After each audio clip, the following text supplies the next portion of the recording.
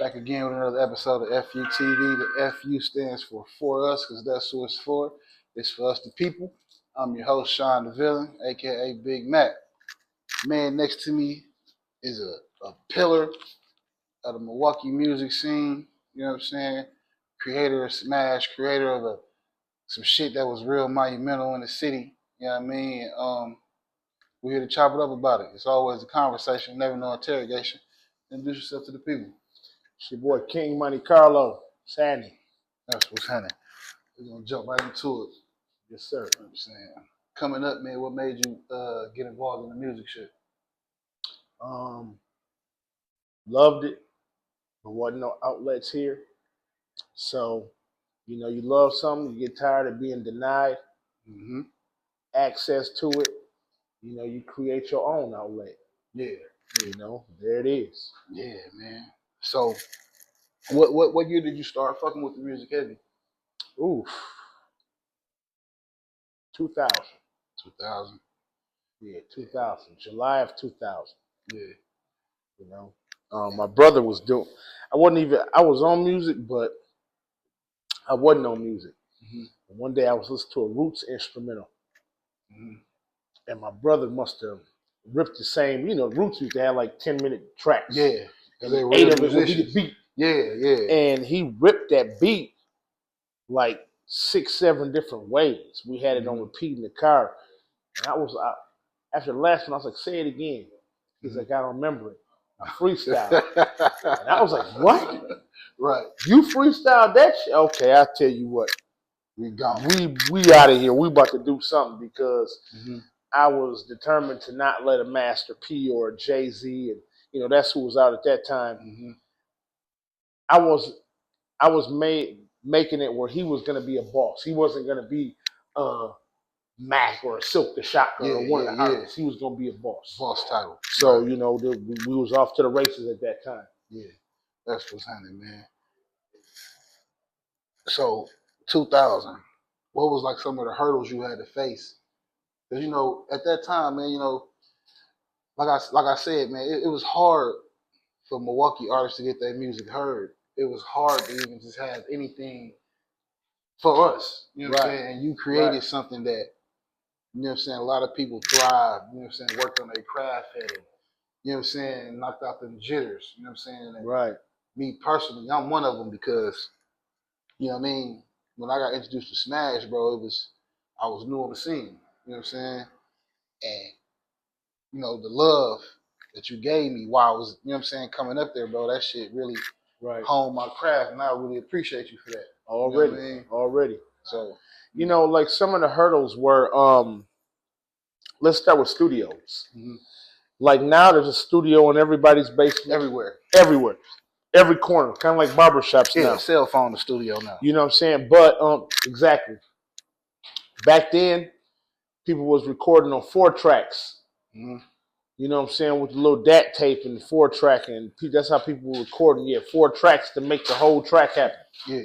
You know what I'm saying? So, quality and access to studios, that was the main hurdle in 2000. Yeah. At least here in Milwaukee. Yeah. And then as you progressed on in the years, the hurdle became, getting the music heard. Okay, now we done figured out how to make the music. How do you get the music heard? How do you get it on V100 with Reggie Brown, Bailey Coleman? Right. Everybody knows those hurdles. You know what I'm saying? Shout out to Butter Brown, my guy, but you know what I'm saying? The V100 really didn't rock with the locals, with the exception of Knowledge. I didn't understand that for the life of me, bro. Like, you know what I'm saying? It's talent here. Why? You know what I mean? And they tried to do it. I think they gave Milwaukee artists like an hour on Saturday. Was the Heat from the street or something? It was something of that nature. I just never understood. Sorry. It's all good. I never understood, like, 23 minutes. See? You had a 30-minute segment, 7 minutes worth of commercial for paid advertising. You had 22 to 23 minutes. Right. Of local artists. That's what it boiled down to. Right. Not enough time at all. Not enough time. You got 3 songs, 4 songs, maybe, because artists at that time are allowed to call in and we just played your track and yada yada. You know what I'm saying? And they say a few words, or if the artists don't call in, you got consumers calling in. What did you think of the track? Break it or make, you know what I'm saying? Yeah. Knowledge would do all that. So you had about 23 minutes, man. And, God bless Knowledge for wanting to do something for the city and, getting Bailey to commit to those 23 minutes. But, it really wasn't enough. Not at all.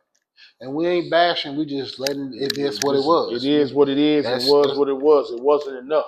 Not at all. Not at all, man. Because I just knew, like, you know what I mean? It's supposed to be more. It felt like it's supposed to be more. You know what I mean? Because it should have been more. A lot of talent in the city, bro. It was too much talent in the city. You had a lot of movements back then, a lot of waves. You had, the Infinite 4-5 wave at that time. You had the shout out to Pickles and them. You had the HOS wave. God bless Smiles. You had the duffel bag, the have-nots, the duffel bag wave. You had Risco. What's the boys that was off of Burlight with the Juvie song? Break Bread. Chosen Few.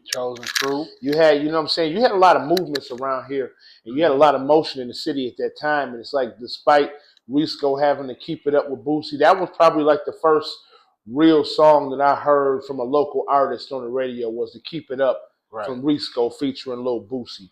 Right. You know what I'm saying? But radio here wasn't showing no type of love to the locals. Not at all. Like I said, shout out to Knowledge and the Heat from the streets and, the red zone and what he tried to do. But, when you not the boss, it's only so much you can do. His hands was tied. You know what I'm saying? So God bless him for what he did offer. Yeah. But here comes Smash. Support Milwaukee and stop hating. There it is. Support Milwaukee and stop hating. Smash. Man, listen. I said this, you know what I'm saying? Shout out to C Mills when we had that interview. You know what I mean? It was like, bro, it was so much motherfucking talent. You know what I'm saying? Now, me coming in to do a Smash event, right? I'm new, so I'm kind of, to myself. But it's like, imagine a new artist, bro, and you got to go up behind New Money with the up and, oh my God. Or Trunk Buster. It wasn't fair. Or Magic Fingers. He just get up there and just, well, fuck it, I'm going to do this song. And that shit a fucking hit. Yeah, there's a lot of seasoning there. Yeah, and then Monte Carlo, we got a new artist, Frank Linsky, and motherfuckers like, well, who the fuck is this guy? You know what I'm saying? But I stayed at it week after week after week. And one night, bro, I walk in, you at the booth, and you say, oh shit, Frank Linsky just stepped in the building. I feel like a fucking superstar. I feel like I fucking made it. Like, you know what I'm saying? Because you acknowledged me, like, you saw I was, you know what I'm saying, consistent with it, and you know what I mean? And bro, them were some of the best times that I had doing music, bro, fucking around with them smashes, bro, and just seeing the camaraderie, bro, and the level of talent, you know what I'm saying? But it was hard because it was a tight-knit community of artists that, you know what I mean? Man, there was a lot back then. You got, 20, 23 artists. Nobody wants to be first. Nobody wants to be last. Mm-hmm. You know what I'm saying? Everybody wants to be number 6. Everybody wants to be number 7. Yeah. But that's just not the reality of it. Mm-hmm. You know what I'm saying? And then a lot of the artists didn't have a fan base because they were new when they were starting out. Yeah. So, a lot of the other artists became your fan base. People got to networking with the other artists, getting to know the New Monies and the Magics and the C Mills and the Reddies and all these guys that were frequent regulars at Smash. Yeah. And then they started doing collabs, and the network, the network started. You know what I'm saying? And I'm gonna say it, wholeheartedly. Smash started the network because before that, wasn't nobody really networking. Everybody was me. I'm the best. Standoffish. You know what I'm saying? Everybody standoffish. Yeah, dude, and them all right, but I'm cold. I'm cold. Everybody had that attitude. Yeah, them niggas cool, but I'm better than them. Yeah. Everybody wanted that favor too. Well, my mama came tonight, but guess what? Fam mama came, and her mama came, the crowd, so-and-so auntie and them came, and guess what? They got to be to work at 7, just like your mama. So be patient. Man, listen, it was always the process, but I wouldn't change anything about it. I mean, if I could change, I would change the way the artists supported. Yeah. You know what I'm saying? Because they didn't support the way they should have. You know what I'm saying? I would change the way they support it, but they're doing, and I mean, as far as doing their sets and then leaving, not supporting the other artists, not networking with the other artists. It was artists that missed opportunities. I would have Big Hef from Def Jam here, and Nerve DJs, and he would be trying to take artists on tour, and it would be an artist that had won the thing hands down. But guess what? You were so hell bent on leaving Smash and getting over the envy and popping bottles and shit like you made it, like you was really that guy. You know what I'm saying? That you missed the thing that you won. Grand opportunity. You won, and it was an all paid for trip. Hef was throwing you on a tour with Ray Jr. or Machine Gun Kelly or various other artists he managed at that time. You know what I'm saying? There's a lot of people that didn't cash in on those opportunities. You know what I'm saying? Won them hands down. Right there. But because you didn't want to stand support, you played yourself on that opportunity. Right. Moving too fast, baby. Man. You know what I mean? You know, like this era, bro, is like it's microwave. You know, they want everything quick. Ding. Yeah. You know what I'm saying? Yeah. You gotta have that oven cooked home cooked meal. I will say this as far as the city and where we're at now versus where we were in the Smash days. Yeah. Now, okay, when I started DJing about 2012, 2013, outside of open mics, it was hard for me to get gigs because everybody's like, oh, that's the nigga who do all the local shit. He's gonna play all them local niggas all night, man. You know, people was on that. Right. You know what I'm saying? So even though I wasn't, I was playing the T.I. and the Young Thug about the money and all the shit, the Yo Gotti and Rich Homie, all the shit that was popping at that time. Right. I'm playing that, but everybody know me from the open mics. So they already assuming I'm just going to play C Mills. I'm just going to play New Money. We don't want to hear that shit. So not knowing them niggas cold. Man, they cold as hell. So it's refreshing. I'm not going to say I'm a fan of all of the music that's coming out of Milwaukee right now, the newer shit. I'm not a fan of a lot of it. Right. But it doesn't matter if I'm a fan. The thing I like about it is that there's fans and a shitload of them. All these motherfuckers, they know the Little Chickens and the YBN this, and they know them, and they know that shit word for word. They say it wasn't like that in the Smash days. You had a select few that knew Yo record or New Money's record or New Magic's record. Yeah. But the support wasn't there. Exactly. So even though I'm not as much of a fan of the current music and some of that mumble shit they do, I respect the fact that whatever they did versus what we did, they garnered and grabbed the city's ear. Because now the city is bumping this shit, listening to this shit, singing this shit word for word. You go to rave and see Little Chicken at the rave, and there's 1,000 people there. And they singing his shit word for word. And whether I'm a fan of his music or not, the fact that he represents Milwaukee and he got the ears of the city, you can't do nothing but respect that. You gotta respect it, man. You know what I'm saying? Like I said, his wave ain't necessarily my wave. And that's just because I'm older, you know, different eras, and it's all good. But it's definitely nothing but respect for Youngin because, you know, he got the ear of the whole time.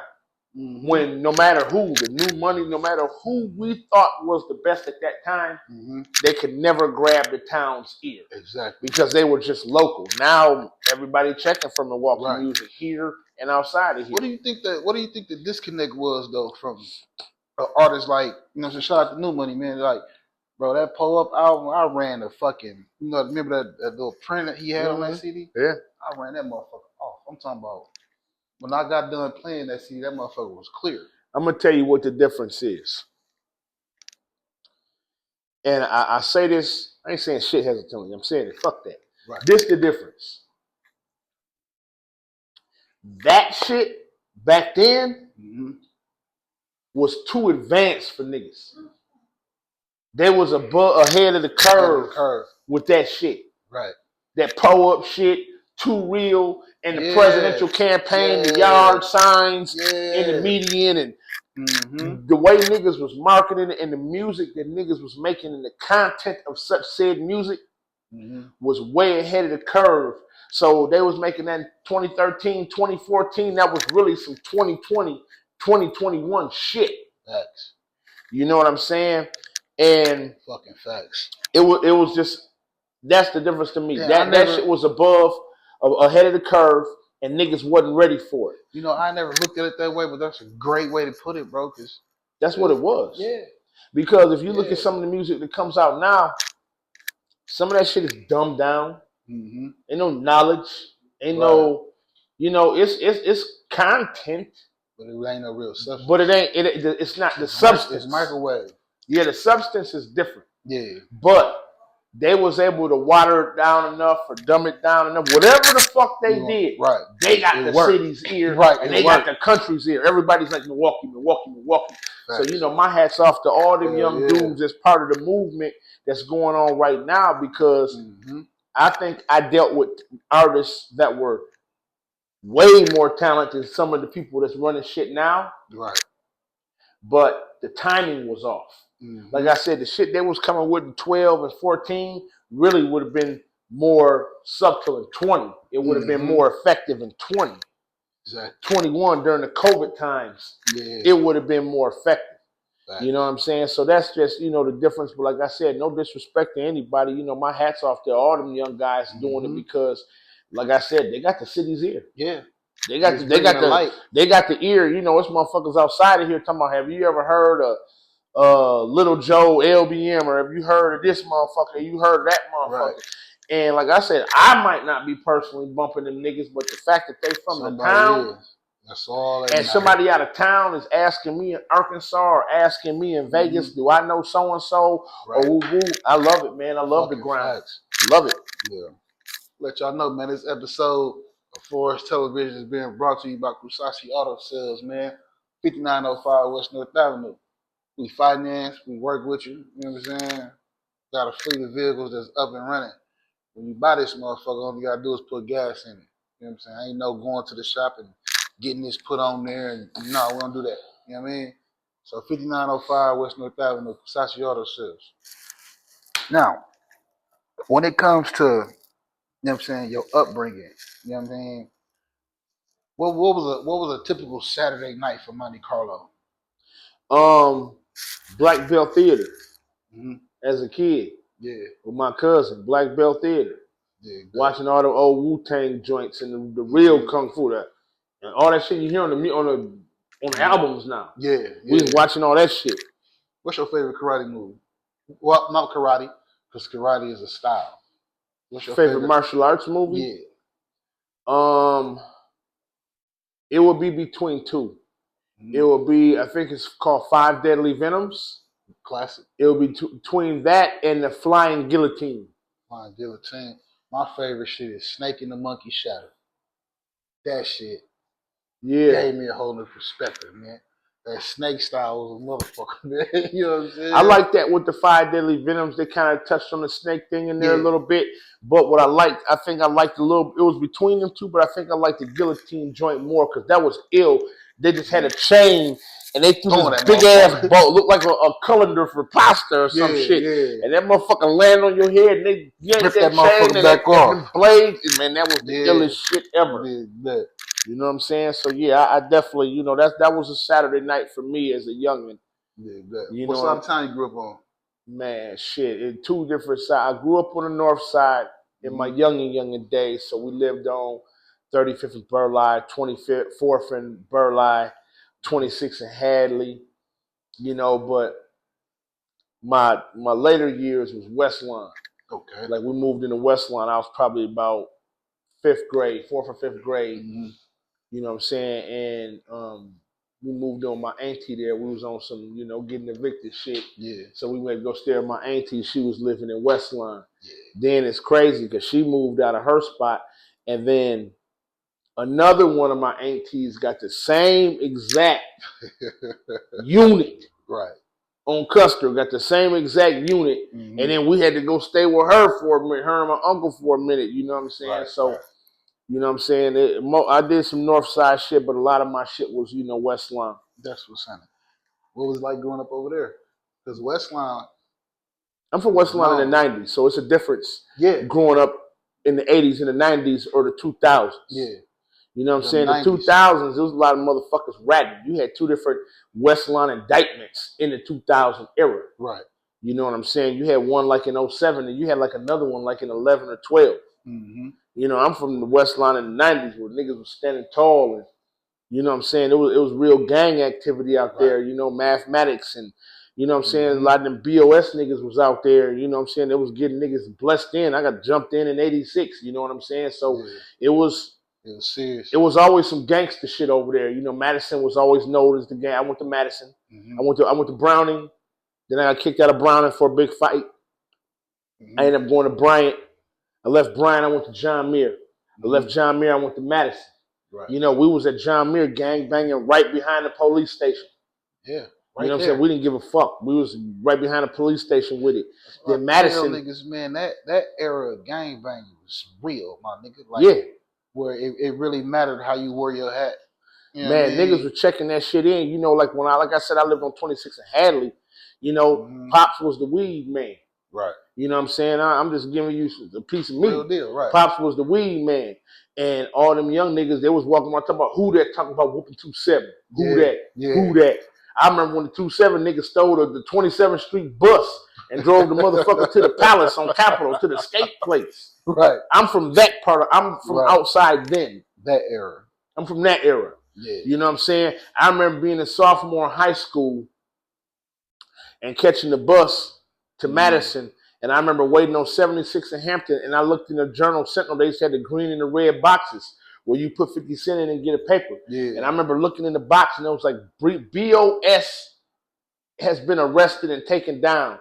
And they had Sterling, Chicken, all them niggas on the front page, talking about how they took the Brothers of Struggle down and their whole story, how they came from Chicago and did this up here, and the 2-7 started becoming BO. Bro, that's the shit. That's what you came up That's in. where, you know, the 1-9 Deacons was out here. Yeah. That's the shit I come from. Shout out to the Deacons. You know what I'm saying? That's the shit I come from. You know what I'm saying? Like, them was the names that motherfuckers was yelling out back then. Yeah. You know what I'm saying? Niggas was 2-4, niggas was 1-9, niggas was 2-7. You know, they had various variations of 2-7. They had the 2-7 Lagerfield boys, the 2-7 Polo boys. All the niggas was 2-7 off a different cologne type shit. You know what I'm saying? So, I mean, like, real deal era. I'm from that era, you know, of outside. That's, you know what I'm saying? That's me when shit was out here real. So, you know, when I started transferring that over into music, that's all I could be was real because that's what it was. That's what I came from, though. You know what I'm saying? Good. That's what's happening, man. So you came, you know, what were some of the hardships you faced? You know what I'm saying? Just as far as, you know, living with your family and, you know what I mean, coming from that gang bang era when it was real, when it was hard to be GD, when it was hard to be a vice lord. Because if you got caught out of bounds or just caught slipping, that was your ass. You know what I mean? It was a blessing. The era I'm from, it was a blessing to be 21. Where I'm from, black men weren't making it to be 21. So you talking senior year, Boys in the Hood is out. You talking senior year, New Jack City's out. Right. These the joints that's out. We in full blown gangster shit. Ice-T, Ice Cube, NWA. All that motherfucking Brand Nubian shit and them beads, that shit was out the motherfucking window. They was on some gangster shit. Right. So I come from an era where most motherfuckers wasn't making it to be 21. And, you know, 50 today. You know what I'm saying? So, you know, I made it, but man, listen, I remember being GD and GDs wanted to kill me. I remember,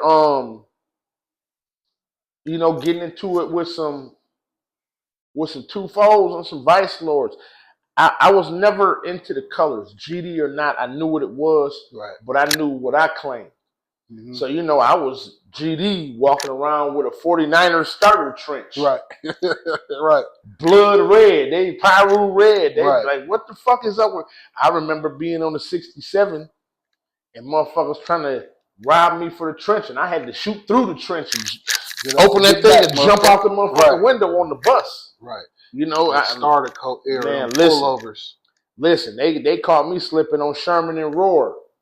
They took me out to black Jordan 3s, the frosted Guess overall bibs, the matching Bulls jersey, the matching Bulls starter coat. January, February days like this outside, cold as fuck, wet. You remember them 90s? Hey, it was cold as hell in Wisconsin then. For the people that don't know, everything he just described, he had that shit on. You know what I'm saying? For the newer generation. he was fitted to death. And back then, if a motherfucker see you just too fitted, rough. You had to really stand on that shit, man. Listen, Niggas man. was getting killed for them Jordans. And them jackets, them starter coats. Listen, Starter dog. coats, yeah. Them niggas did me a solid.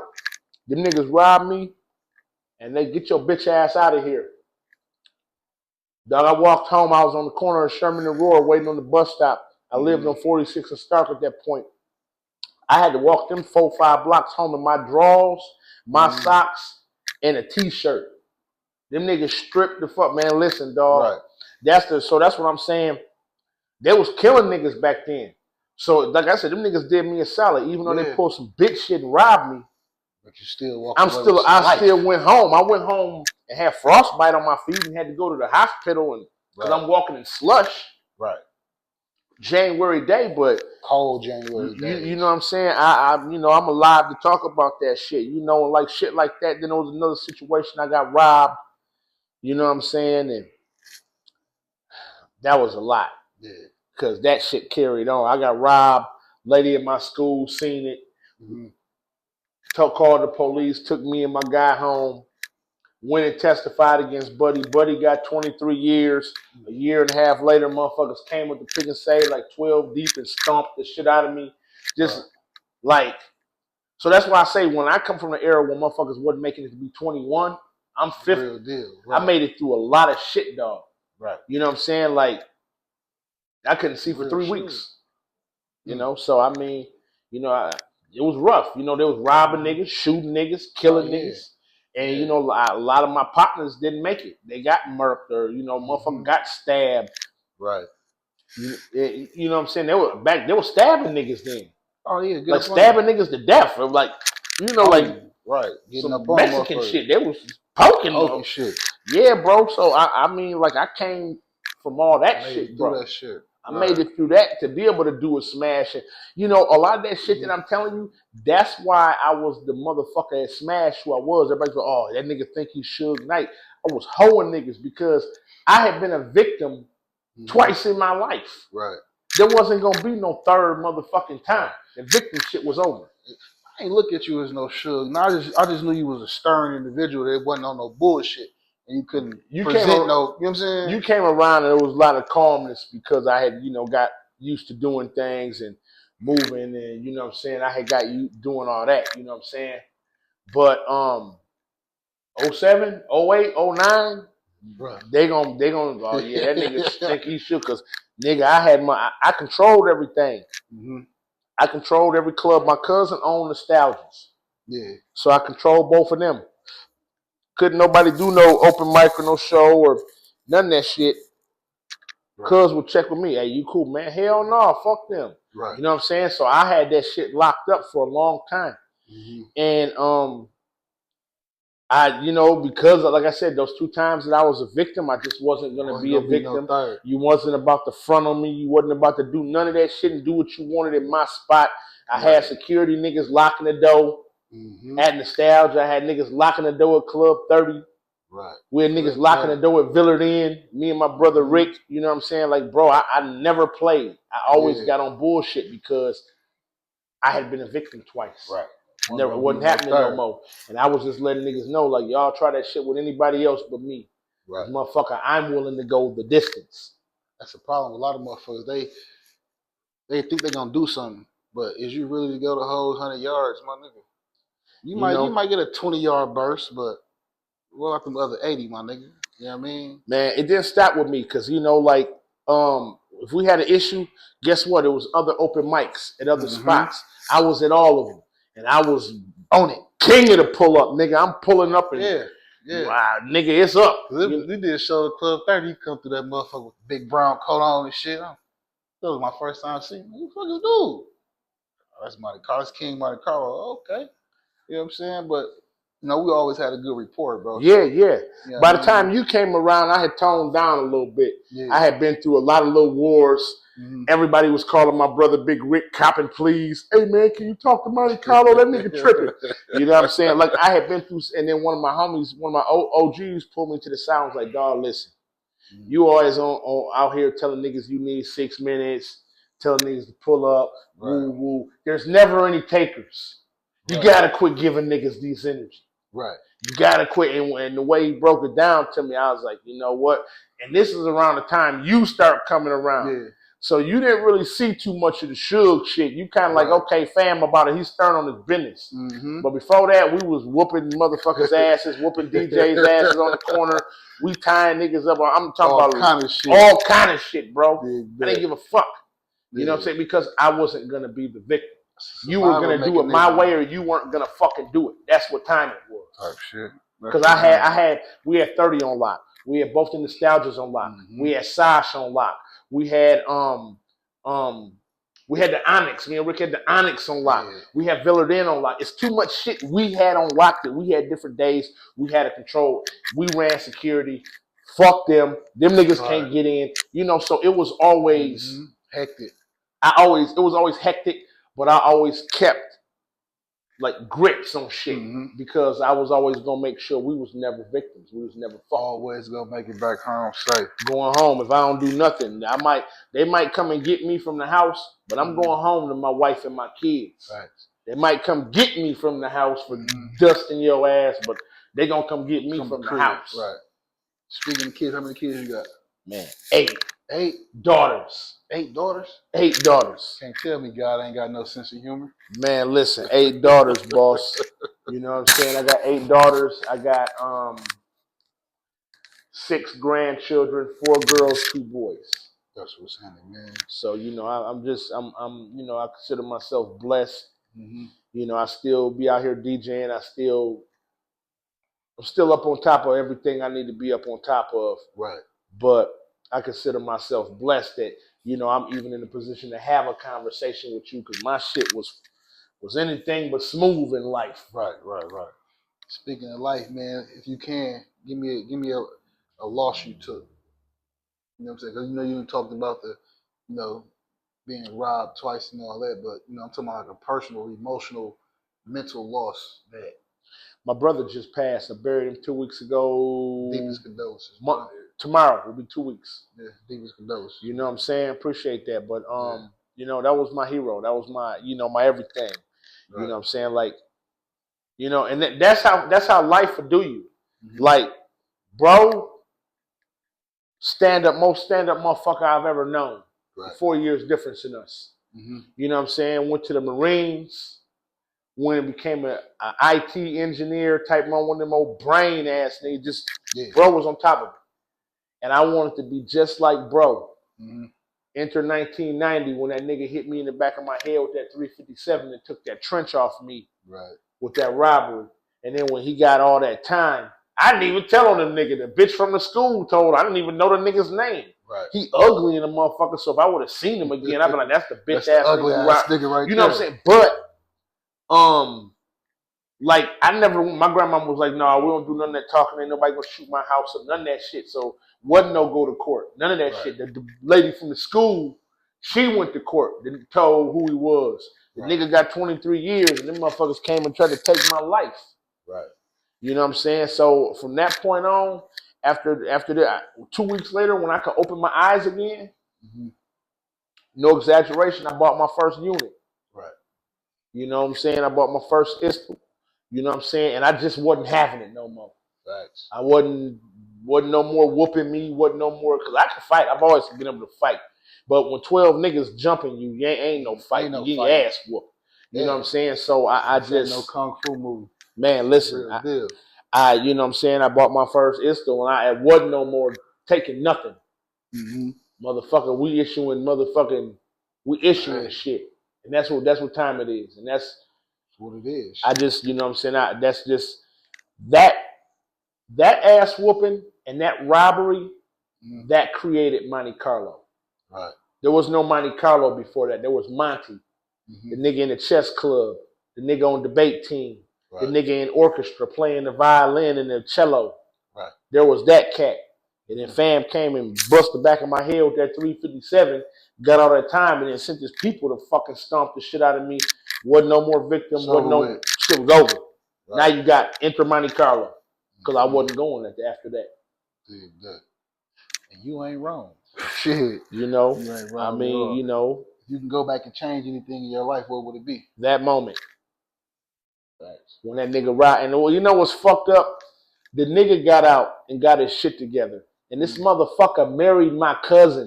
Cold-blooded flip. The game is cold, nigga. Let me put you up on one. Right. The movie 53206. Yeah. It's about Buddy. My cousin, the producer on that movie, the exec on that movie. Yeah. That's the story about her husband. Oh, wow. That's the nigga who, you learn something new every day. Man, listen, game is cold. But it's fair. Because I can't even bring myself to watch the movie. Mm-hmm. I can't bring myself to fuck with fam on family shit. No I didn't have to cut ties with my cousin. Like, you married this motherfucker? Listen, I can't never fuck with you, cuz. Because I promised myself at 16 when this nigga hit me in the head that I was... Yeah. You know what I'm saying? Without saying. That it was up and stuck. You know what I'm saying? Yeah. And I can't move like that. So it's like I lied to myself. Right. You can lie to niggas in the street all day and lie to a bitch and all this other shit, but when you lie, how you lie to yourself?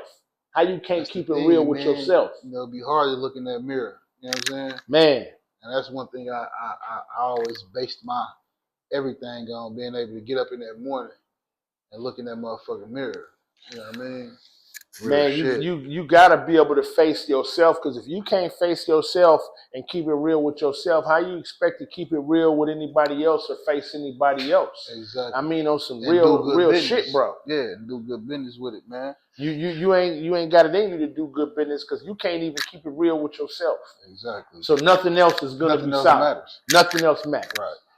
If you can give any advice to an up and coming artist, what would it be? Invest in yourself. I have seen over the years, I did Smash from 2003. We started the music in 2000. I started Smash in 2003 at Quarters on Bremen Center. And I have seen hundreds of rappers that I thought were the best shit since whomever you want to compare them to. Right. I have had rappers pull up on me and have cups, like they cup holder in their car, full of hundreds. Mm-hmm. But these niggas won't pay for a video, won't invest in themselves, won't pay for blog work, marketing, management. People want you to manage them. Oh, Monte Carlo, I know you play woo-woo. Hey, bro, you should. And if you fuck with me, if I fuck with you, it's just another nigga I'm fucking with for free. Right. But see, what's crazy is you want me to do it on GP. Hey, folks. You want me to do some shit on GP? Now you throwing that in there, huh? Like now you trying to, You want me to do it on GP, but if it was Buddy from Chicago or so-and-so from Iowa or dudes out of Columbus, you going to run him the check. Right. Nah, bro, that's really what moved it. I'm still tied in. You know, that thug situation did a lot for me, bro. Mm-hmm. You know what I'm saying? And I caught a real check off that shit. You know what I'm saying? You know, and in that, you know, like, okay, I dropped Colossal with the Young Thug, produced by Metro Boomin and Zaytoven. That was the first official Young Thug single after Lifestyle. Right. Lifestyle ran from August of 14 till about January, February-ish of 15. Mm-hmm. And it started fizzling out. Right. But that was the record. Right. That Colossal was the first single. How did that after, come about? Man, shit. He was here at the rave. Metro Boomin had a show the same night at 618. Mm-hmm. You know motherfuckers who know motherfuckers, and you be in the right place, right time, and you know what I'm saying? I've always been a hustler, so motherfuckers say, well, we got this and this the bread we need for it, or we got this, or we need this for that, or woo woo. You know what I'm saying? And I've always been in a position to make things happen. You know what I'm saying? So, we locked and loaded that shit, and there it is. There it is. Same way with Pusha T. Mm-hmm. Same way with Young Bleed. Same way with Waka. You know what I'm saying? Same way with Ball and G.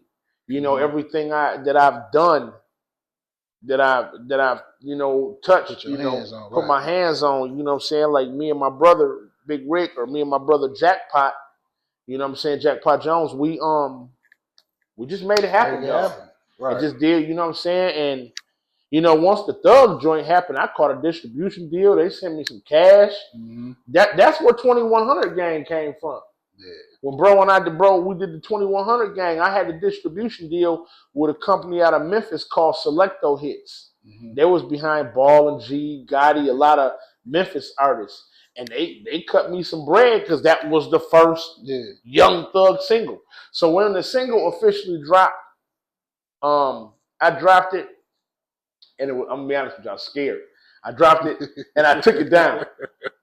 I took it down because my shit just got the ding ding ding. Like I was crazy. like, shit, you know. Right. So I took it down, and my man Kato, he run Traps and Trunks, a blog site out of Atlanta, and he reached out to a guy. One friend of mine was like, "Hey, who is buddy with that new Thug shit? I need it ASAP." And I let bro release it on Traps and Trunks, and me and bro been jamming and doing business ever since. You know what I'm saying? So that put me on. That song put me on a global level. Right. Like real talk, I was doing interviews in Germany, calling in like at 4 a.m. because their time is different from ours. And, you know what I'm saying? I'm doing blog interviews and podcast interviews and all kind of shit in Austria and Finland, places I didn't even know where hip hop was at. That shit everywhere. Man. You know what I'm saying? And it really in motherfucking Amazon jungle. That song with Thug really put me on a global level because when it dropped on iTunes, Thug dropped Check. That single I Gotta Check. Post Malone dropped White Iverson. Yeah. And I dropped Colossal. We all dropped on Friday, April 17th, 2015. Yeah. I debuted number 3 behind Steve Aoki and Fetty Wap. I think Fetty Wap was second. DJ Steve Aoki was number 1. And I debuted with Colossal at 3. Beautiful. So, you know what I'm saying? I just... Sticking with it. What you got coming up? Let me see what you got in the works right now. Man, Jackpot Jones. Jackpot Jones. You know what I'm saying? Where can we find that at? Man, you know, he got some social media sites. He got some YouTube shit out here. You know what I'm saying? We got this monster we working on. You know, I dropped a couple of joints with him. You know, we got this monster we pushing right now, like kind of like a double disc. It's like 14 joints on each one, but I mean, like we got Corrupt on the joint, we got BG Knockout on the joint, we got Risco on the joint. Yeah. You know, I'm on the joint. Slim Brown is on the joint. You know what I'm saying? It's thorough. Talking about Slim Fish Brown? Yeah, man. Man, listen, that nigga had an album called Cold But It's Fair. Yeah. Hey, I need that fucking album again, bro. That shit's so cold, bro. Like, this is a fucking hidden gem in Milwaukee music, bro. That nigga so motherfucking cold, bro. He had that song called Drown the Punk Asshole. Drown the Punk Asshole. That shit should have been a Milwaukee anthem. That's when I knew, you know what I'm saying, one of the ways I knew, like, bro, Milwaukee don't fuck with Milwaukee artists. Yeah, that him and so OG Gotti. Cold, OG Gotti was on that. Man, bro. Was it OG Gotti or Dope Boy? Gotti, I think Dope Boy was on Dope Boy was on it. Gotti was on What's Happening. Yeah. It was Slim Brown and Gotti on I Know What's Happening. You niggas know what's happening. Yeah. And I G-mixed it. I put the Country Boy click on there. So we had Baby Drew. We had OG Gotti. We had Playboy D. We had Doughboy. And we had myself. I G-mixed that shit, bro. Man, I need to hear that shit. Yeah, dog. That album. That was a joint. Cold, it's cold, but it's fair. Yeah. I'm talking about, he got some shit on that album, bro. Like, and then it's the era of CDs, so I ran the words off that. Yeah, man. Like, Slim was a problem, man. And he was authentic, unique. You know what I'm saying? Own style, own sound. You know what I'm saying, fam. Listen, dog. It was a lot of certified motherfuckers that came through the Smash era. That nigga Slim Fish Brown was one of them. Goddamn right. Risco was one of them. Goddamn right, man. You know what I'm saying? Spoiled Rotten, Duffel Bag. Yep. You know what I'm saying? Listen. Man, listen. That shit crazy. It's easier for me to tell you the 4 or 5 niggas that didn't get they started Smash. Right. Drew, Cuckoo, Rizzy, Nitty, Scales. That's it. And on that note, it's been another great episode of For Us Television, because that's who it's for. It's for us. It's the people. And it's always a conversation, never no motherfucking interrogation. Because I ain't the goddamn police. How about it? Appreciate you coming through. Man, appreciate you having Always me, boss. room for part 2, though, Jack. You know Man, what I mean? just hit me, bro. I'm a phone call away from you. I got